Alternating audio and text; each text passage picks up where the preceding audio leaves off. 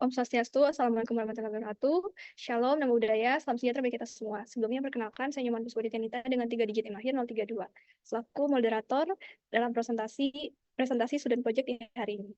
Sebelum kita memulai presentasi, alangkah baiknya kita mulai dengan doa, berdoa menurut agama dan keyakinan masing-masing, berdoa dipersilakan. Ada kata akhir dalam berdoa.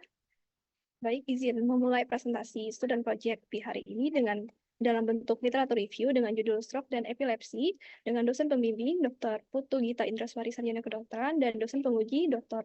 Maratini Spesialis Neurologi Konsultan, Fellow of the Indonesian Neurological Society, Fellow of the Indonesian Association of Neurology. Boleh di next. Baik, berikut adalah daftar anggota dari SGD 8. Boleh di next.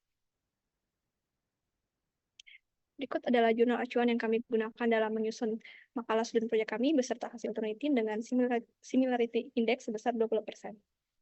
Di next. Boleh di next. Baik, untuk latar belakang dari penyusunan makalah kami, yaitu stroke dan epilepsi merupakan dua kondisi neurologis yang memiliki dampak signifikan terhadap kualitas hidup individu dan juga sistem kesehatan global. Stroke adalah penyebab utama kematian kedua di dunia, yang menyerang sekitar 13,7 juta orang dan menyebabkan sekitar 5,5 juta kematian di setiap tahunnya. Menurut data di Amerika Serikat, sekitar 3,4 juta orang menderita epilepsi, dan di seluruh dunia jumlah tersebut mencapai sekitar 65 juta orang. Untuk manifestasi klinis stroke dan juga epilepsi sangat bervariasi dan memerlukan pendekatan diagnosis yang tepat. Tata laksana stroke dan epilepsi juga memiliki pendekatan yang berbeda. Rehabilitasi bagi pasien stroke dan manajemen jangka panjang untuk epilepsi menjadi kunci dalam pemulihan dan juga peningkatan kualitas hidup pasien. Pembahasan tentang stroke dan epilepsi dalam tinjauan literatur sangat penting karena kedua kondisi ini tidak hanya memiliki dampak besar terhadap individu yang terdiagnosis, tetapi juga dapat mempengaruhi keluarga, masyarakat, dan juga sistem kesehatan secara keseluruhan. Dengan prevalensi yang tinggi dan juga angka kematian yang signifikan, stroke dan epilepsi menjadi isu kesehatan masyarakat yang memerlukan perhatian lebih dalam penanganan dan penelitian. Tinjauan literatur ini diharapkan dapat menyatukan temuan-temuan yang ada mengenai stroke dan juga epilepsi, serta memberikan panduan yang komprehensif bagi para praktisi dalam mengenali dan juga menangani kedua kondisi ini dengan lebih tepat. Dengan demikian, tinjauan literatur ini diharapkan dapat berkontribusi pada peningkatan kualitas pelayanan kesehatan neurologis dan pengelolaan pasien dalam jangka panjang. Boleh di next? Baik, berikut adalah rumusan masalah, tujuan, serta manfaat dari penulisan student project kami. Boleh di next? Baik, untuk berikutnya kepada rekan-rekan yang bertugas, saya persilakan. Sebelumnya perkenalkan dokter dan teman-teman semua, nama saya Nita Borsaragi dengan NIM terakhir yaitu 021. Menurut World Health Organization, stroke adalah suatu tanda klinis yang berkembang secara cepat akibat gangguan otak vokal atau global yang dengan gejala-gejala yang berlangsung selama 24 jam atau lebih dan dapat menyebabkan kematian tanpa adanya penyebab lain yang jelas selain vaskular. Stroke dibagi menjadi dua kategori, yaitu stroke sumbatan atau iskemik dan stroke perdarahan atau hemoragik. Adapun arteri yang memiliki peran sangat penting dalam suplai darah ke otak dan dampaknya terhadap kesehatan antara lain sebagai berikut. Yang pertama itu MCA, yang kedua ACA, yang ketiga BCA. Bisa dilihat pada layar merupakan gambar sampel dari CT. Untuk gambar A itu menunjukkan bahwa stroke iskemik, untuk gambar B menunjukkan stroke hemoragik, untuk gambar C itu menunjukkan normal. Selain itu juga untuk menilai diagnosis klinis awal terkait dengan jenis penyebab stroke yaitu iskemik dan hemorrhage dengan cara perhitungan Siri-Raj stroke score atau SSS. Adapun interpretasinya, apabila skor SSS-nya lebih dari 1 berarti pasien mengalami stroke hemoragik pendarahan, dan apabila skor SS-nya kurang dari -1, maka pasien mengalami stroke iskemik. Apabila skornya antara -1 dan 1, maka hasilnya adalah samar-samar dan membutuhkan interpretasi pemeriksaan CT scan sesegera mungkin. Sekian dari saya, akan lanjutkan oleh rekan saya. Terima kasih. Baik, sebelum memperkenalkan, nama saya Widya Sipasorong dengan 3 digit IM terakhir 04 yang akan menjelaskan mengenai etiologi dari stroke. Jadi etiologi dari stroke sendiri terbagi menjadi 2 berdasarkan kategorinya. Yang pertama adalah stroke iskemik, yang mana itu ada aterosklerosis, yang dimana itu pembentukan plak di pembuluh darah arteri yang menyebabkan penyempitan lumen arteri, mengurangi aliran darah, atau menyebabkan terbentuknya trombus yang membuat pembuluh darah. Yang kedua ada trombosis, ini merupakan pembentukan gumpalan darah di dalam pembuluh darah yang dapat menyebabkan stroke iskemik jika gumpalan tersebut terbentuk di arteri yang memasuk darah ke otak. Dan yang ketiga ada kardioemboli, yang mana keadaan di mana bekuan darah berasal dari jantung dan bergerak melalui aliran darah ke otak yang mengakibatkan stroke iskemik. Kemudian untuk jenis kedua itu ada stroke hemoragik, itu etiologi yang pertama hipertensi, karena hipertensi itu menyebabkan peningkatan beban pada dinding pembuluh darah sehingga terjadi kelemahan dan robeknya pembuluh darah. Yang kedua ada aneurisma, ini merupakan kondisi di mana dinding pembuluh darah di otak melemah dan membentuk tonjolan, yang dimana jika aneurisma itu pecah dapat menyebabkan pendarahan subarachnoid yang merupakan stroke hemoragik. Dan yang terakhir ada trauma kepala, yang dimana trauma atau cedera pada area kepala itu dapat menjadi penyebab signifikan dari stroke hemoragik karena pembuluh darah di dalam otak dapat pecah. Bisa di next slide. Adapun faktor risiko tidak dapat dimodifikasi, yaitu ada usia, jenis kelamin, riwayat genetik atau keluarga, dan juga ada ras dan etnis. Sedangkan untuk faktor risiko modifikasi terbagi menjadi hipertensi, diabetes, merokok, alkohol dan obat-obatan, kolesterol, dan juga obesitas dan aktivitas fisik. Bisa di next slide. Baik untuk patofisiologi stroke sendiri itu yang terbagi menjadi dua. Untuk stroke iskemik disebabkan oleh penyumbatan di pembuluh darah akibat trombus atau embolus. Ketika pasokan darah itu terhenti, neuron yang bergantung pada oksigen dan glukosa untuk metabolisme energi itu akan mengalami hipoksia, yang dimana akan memicu kematian sel otak. Kemudian untuk stroke hemoragi itu terjadi ketika pembuluh darah di otak itu pecah, menyebabkan perdarahan di dalam atau di sekitar otak. Pendarahan ini dapat meningkatkan tekanan intrakranial, merusak jaringan otak di sekitarnya, dan menyebabkan perubahan pada sirkulasi darah. Bisa di next slide. Selanjutnya akan dijelaskan oleh rekan saya. Terima kasih. Baik, sebelumnya perkenalkan nama saya Devania Tania dengan 3 digit NIM 96. Baik, untuk gejala dari stroke sendiri itu bisa muncul secara tiba-tiba dan dapat dibedakan menjadi beberapa tanda utama. Untuk membantu mengenali tanda-tanda stroke, masyarakat dan tenaga kesehatan dapat menggunakan metode FAST yang terdiri dari 4 komponen penting, yaitu face, arm, speech, dan time. Dimana untuk F sendiri atau face, dimana kita bisa memperhatikan jika satu sisi wajah terukai atau tidak simetris saat tersenyum. Jika wajah tampak turun atau tidak simetris merupakan tanda dari peringatan stroke. Selanjutnya ada A atau arm, di mana angkatlah kedua lengan. Jika salah satu turun atau lemah bisa menjadi tanda stroke, yaitu indikator adanya masalah pada fungsi otak. Selanjutnya S atau speech atau bicara. Jika kita bicara tidak jelas atau sulit dimengerti, bahkan kesulitan dalam memahami ucapan, juga merupakan gejala dari stroke. Selanjutnya ada time atau waktu. Jika terdapat salah satu dari gejala di atas, penting untuk segera menghubungi layanan darurat karena setiap menit yang berlalu sangat penting untuk pemulihan dari pasien stroke. Mungkin sekian dari saya, akan dilanjutkan oleh rekan yang bertugas. Terima kasih.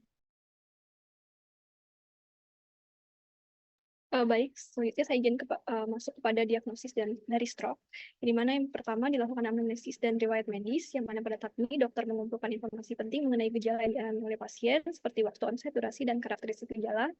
Kemudian ada juga faktor risiko yang relevan dengan gejala yang dialami oleh pasien seperti hipertensi, diabetes, riwayat merokok, dan juga penyakit jantung.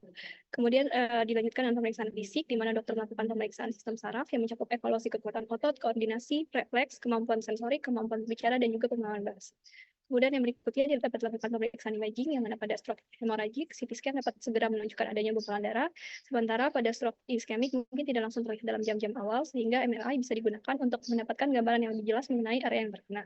Kemudian dilanjutkan dengan pemeriksaan laboratorium, yaitu pemeriksaan yang dilakukan untuk mengevaluasi faktor-faktor yang dapat mempengaruhi risiko stroke dan juga manajemen dari pasien, seperti tes darah, pemeriksaan kadar gula, profil lipid, dan juga fungsi ginjal. Kemudian dilanjutkan dengan penilaian risiko, di mana setelah diagnosis stroke ditegakkan, penilaian risiko jangka panjang menjadi penting karena dapat membantu dalam merancang rencana pencegahan yang sesuai untuk pasien. Selain itu juga pemahaman yang lebih baik tentang risiko individu dapat juga membantu pasien dan keluarga dalam membuat keputusan terkait dengan gaya hidup dan pengelolaan faktor risiko yang dapat dimodifikasi seperti diet dan aktivitas fisik. Mungkin sekian dari saya, dapat melanjutkan oleh. Terima kasih. Baik, izin melanjutkan. Sebelumnya, perkenalkan nama saya Putri Marani dengan 3 digit NIM 079. Selanjutnya yaitu mengenai tata laksana dari stroke. Yang pertama yaitu stroke iskemik, di mana penanganan awal yang paling umum adalah dengan pemberian terapi trombolitik, yaitu obat yang dapat mengeluarkan bekuan darah, di mana obat yang sering digunakan adalah TPA atau tissue plasminogen aktivator. Selain trombolitik tadi, ada pun trombektomi mekanis, yaitu suatu prosedur untuk mengangkat bekuan darah secara fisik, yang dimana biasanya dilakukan pada pasien yang mengalami stroke berat. Yang kedua yaitu dari stroke hemoragik. Penanganan dari stroke ini difokuskan pada penghentian pendarahan, mengontrol tekanan intrakranial, dan juga meminimalkan kerusakan dari neurologis secara lebih lanjut. dengan prioritas utama yaitu stabilisasi dari kondisi pasien dengan perhatian khusus pada fungsi vital seperti pernafasan dan juga sirkulasi. Umumnya target tekanan yang dapat dipertahankan yaitu 140 sampai dengan 160 mmHg untuk mengurangi resiko pendarahan yang berlanjut. Selain itu, apabila terjadi peningkatan tekanan intrakranial, terapi menggunakan manitol atau teknik hiperventilasi dapat dilakukan untuk menurunkan tekanan tersebut. Pada kasus pendarahan intraserebral yang berat, tindakan bedah seperti kraniotomi diperlukan untuk mengurangi tekanan di dalam otak dan juga untuk mengangkat hematoma. Serta terapi antikonvulsan dapat diberikan kepada pasien yang mengalami kejang. Bisa di next slide. Selanjutnya yaitu mengenai definisi dan juga klasifikasi dari epilepsi. Epilepsi merupakan suatu gangguan neurologis yang ditandai oleh kecenderungan untuk mengalami suatu kejang berulang akibat dari aktivitas listrik abnormal yang ada di dalam otak. Kondisi ini sangat berampat luas, meliputi aspek neurologis, kognitif, psikologis, dan juga sosial. Adapun klasifikasi menurut ILAE pada tahun 2017, yaitu yang pertama ada epilepsi vokal, di mana mencakup kondisi univokal dan multivokal, serta kejang yang melibatkan satu belahan otak. Yang kedua yaitu ada kejang umum atau epilepsi umum, di mana jenis kejang ini melibatkan beberapa area otak secara simultan dengan cepat mempengaruhi kedua hemisfer cerebri. Dengan diagnosis, pasien biasanya menunjukkan pola lonjakan gelombang yang menyebar pada EEG. Mungkin sekian yang saya jelaskan, selanjutnya dilanjutkan oleh rekan yang bertugas. Baik, izin memperkenalkan diri. Nama saya Syekena dengan 3 digit yang terakhir 023. Melanjutkan pada bagian etiologi epilepsi yang dapat dibagi menjadi 4 jenis, yaitu pertama epilepsi idiopatik yang merupakan epilepsi tanpa penyebab jelas yang sering dikaitkan dengan faktor genetik seperti mutasi pada gen SCN1A, dan pasien pada epilepsi jenis ini biasanya tidak menunjukkan kelainan struktural atau metabolik pada otak, dan kondisi ini dapat dikendalikan dengan obat anti-epilepsi. Yang kedua ada epilepsi simptomatik yang merupakan jenis epilepsi yang disebabkan oleh kondisi medis yang mendasarinya seperti cedera otak, stroke, tumor, atau infeksi yang dapat dideteksi melalui pemeriksaan klinis atau penelitian medis seperti MRI atau CT scan, dan biasanya prognosisnya lebih buruk dibandingkan epilepsi idiopatik. Ketiga, ada epilepsi kriptogenik yang merupakan epilepsi yang diduga disebabkan oleh faktor struktural atau metabolik yang belum teridentifikasi dengan metode diagnostik saat ini. Yang keempat, ada epilepsi pasca stroke yang merupakan salah satu penyebab umum epilepsi simptomatik pada orang dewasa yang terjadi akibat kerusakan otak setelah iskemia atau hemoragi, dengan resiko epilepsi lebih tinggi pada stroke hemoragi dibandingkan iskemia. Boleh di next slide. Secara patofisiologis, epilepsi terjadi akibat ketidakseimbangan antara aktivitas eksitatorik atau inhibitorik pada neuron otak yang menyebabkan gangguan pada aktivitas listrik di otak. Peningkatan aktivitas eksitatorik atau penurunan aktivitas inhibitorik serta perubahan pada kanal ion dan reseptor neurotransmitter menjadi penyebab utama terjadinya epilepsi. Sekian dari saya, akan dilanjutkan oleh teman saya. Terima kasih. Baik, sebelumnya perkenalkan, nama saya Langan Ayu Aurelia Larasati dengan 3 NIM akhir 065. Izin menjelaskan mengenai manifestasi klinis dari epilepsi. Jadi epilepsi ini dibedakan menjadi 2 jenis utama berdasarkan area otak tempat kejang dimulai, yaitu vokal epilepsi dan juga generalized epilepsi. Yang pertama untuk vokal epilepsi merupakan kejang yang dimulai di satu area tertentu pada otak dan bisa tetap terbatas pada area tersebut ataupun menyebar ke seluruh otak. Untuk vokal epilepsi ini terdapat 2 jenis, yaitu yang pertama ada kejang vokal dengan kesadaran utuh atau simple partial seizures, dan juga kejang vokal dengan gangguan kesadaran atau complex partial seizures. So di next slide. Yang kedua ada generalized epilepsy. Jenis epilepsi ini di mana aktivitas kejang mempengaruhi secara simultan di kedua sisi otak yang umumnya lebih parah dan sering melibatkan hilangnya kesadaran. Untuk generalized epilepsy ini juga terdapat 2 jenis, yaitu yang pertama ada kejang tonik-klonik dan juga kejang absen. So di next slide.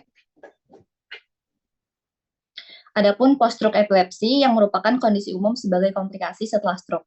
Stroke ini merupakan penyebab paling umum kejang pada populasi lansia. Umumnya kejang ini dibagi menjadi 2 jenis utama, yaitu ada early onset epilepsy dan juga late onset epilepsy. Secara umum gejala kejang pada early onset epilepsy dan juga late onset epilepsy serupa karena keduanya dapat melibatkan vokal epilepsi maupun generalized epilepsy. Sekian dari saya, terima kasih. Izin melanjutkan untuk diagnosis dari epilepsi. Yang pertama itu EEG, elektroencephalografi. EEG dianggap sebagai metode yang paling efektif untuk mendiagnosis epilepsi. Setiap kali EEG yang tidak bisa diamati, hal ini membantu mengidentifikasi apakah kejang tersebut merupakan kejang epilepsi vokal atau umum, dan juga dapat menyingkirkan sindrom epilepsi pasien. Yang kedua, pemindaian tomografi, itu CT juga terbentuk membantu, tetapi tingkat deteksinya vokal pada pasien hanya 30%. Ketika pasien bedah saraf dipilih, pencerahan saraf sangat penting dalam evaluasi epilepsi. Dengan kemajuan teknologi MRI, protokol akumisi dan metode pencitraan otak lebih meningkatkan pesat. Yang ketiga itu positron emission tomography dan single proton emission community tomography. Ini adalah studi pencitraan fungsional yang membantu mengidentifikasi zona epileptogenik dan memungkinkan evaluasi prabedah. Untuk menemukan penyebab beberapa jenis epilepsi, pengujian genetik digunakan. Namun ada banyak keterbatasan termasuk biaya yang relatif tinggi. Sekian dari saya, akan datang rekan saya. Terima kasih. Bisa di next slide. Baik, selanjutnya saya izin menjelaskan terkait dengan tata laksana dari epilepsi. Perkenalkan saya Ikomang Hindu Dharma Putra dengan 3 digit MTRH 017, di mana penata laksanaan epilepsi dapat diklasifikasikan menjadi dua. Yang pertama yaitu penata laksana farmakologis, di mana terapi farmakologis adalah pendekatan utama dalam penanganan epilepsi, di mana penggunaan obat anti epilepsi bertujuan untuk mengurangi frekuensi serta intensitas dari kejang. Pemilihan obat anti epilepsi didasarkan pada berbagai faktor, termasuk tipe epilepsi yang dialami pasien, karakteristik farmakokinetik obat, usia, jenis kelamin, serta potensi risiko efek samping, di mana obat anti-epilepsi secara umum dapat dibagi menjadi dua kelompok, yaitu obat anti-epilepsi yang klasik dan juga baru. Di mana untuk yang klasik merupakan obat-obat yang telah digunakan selama bertahun-tahun dan memiliki data klinis yang kuat, di mana obat-obat ini termasuk phenytoin, carbamazepine, dan juga adanya valproat dan juga phenobarbital. Untuk yang baru seperti lamotrigin, kemudian juga ada levetiracetam, kemudian topiramat, gabapentin, dan juga pregabalin diperkenalkan sebagai keunggulan profil keamanan yang lebih baik serta efek samping yang lebih sedikit juga. Bisa di next slide.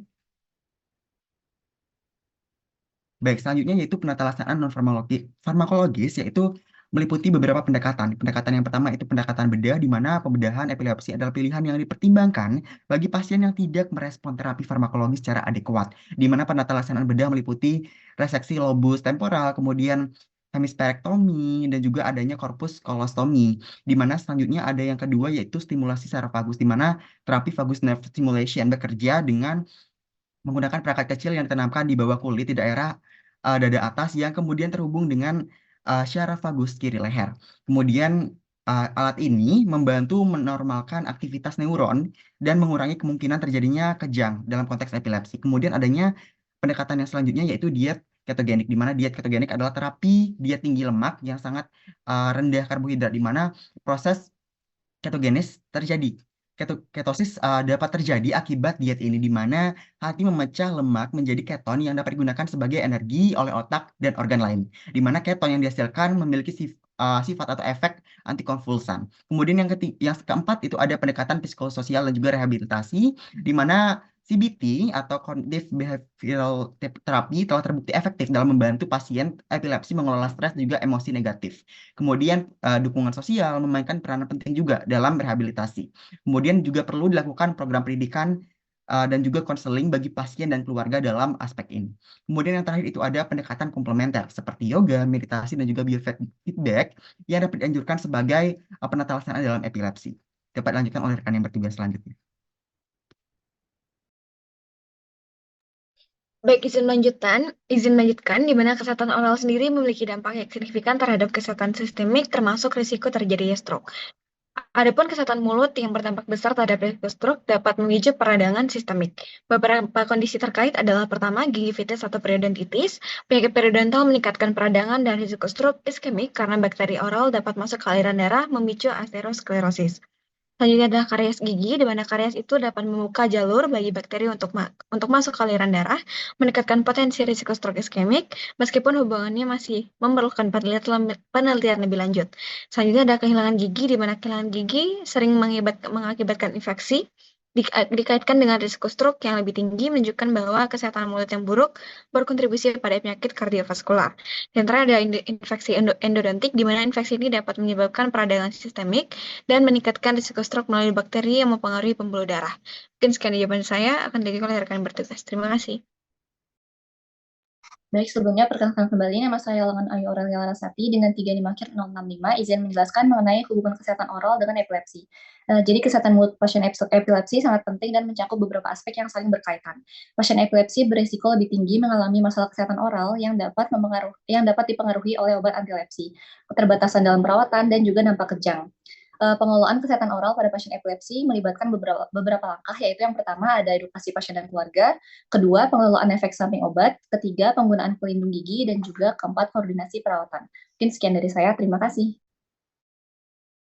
Baik, selanjutnya yaitu bab 3 kesimpulan dan saran. Untuk yang kesimpulan, bisa di next slide. Baik, untuk kesimpulan dari hasil tinjauan literatur kami dapat disimpulkan yang pertama, stroke adalah kondisi medis darurat yang disebabkan oleh gangguan aliran darah ke otak dan diklasifikasikan menjadi dua jenis utama, yakni stroke iskemik dan juga hemoragik, di mana stroke iskemik adalah yang lebih umum karena sumbatan pada pembuluh darah akibat trombus atau embolus, sementara stroke hemoragik disebabkan oleh pecahnya pembuluh darah otak, di mana etiologi stroke meliputi faktor-faktor yang dapat dimodifikasi seperti hipertensi, diabetes, serta faktor yang tidak dapat dimodifikasi seperti usia dan juga riwayat keluarga.